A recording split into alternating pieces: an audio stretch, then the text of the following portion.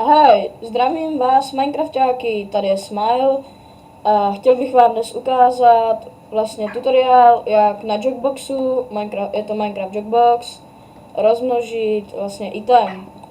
Takže já jsem si zvolil železo, takže budeme potřebovat třeba, vlastně dá se rozmnožit všechno, co oni od vás ty vesničané kupujou. Já rozmnožím třeba tady železo. Tak, půjdeme vlastně do hlavní budovy, tam, kde můžete prodat nebo koupit od nich. Hned tam budu, pane.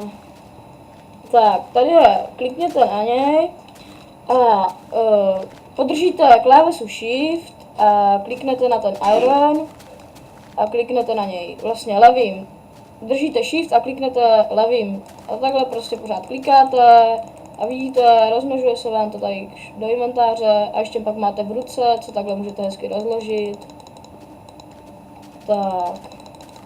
A ještě vám to vlastně dává peníze, protože je to vlastně takový malý bug. Tak.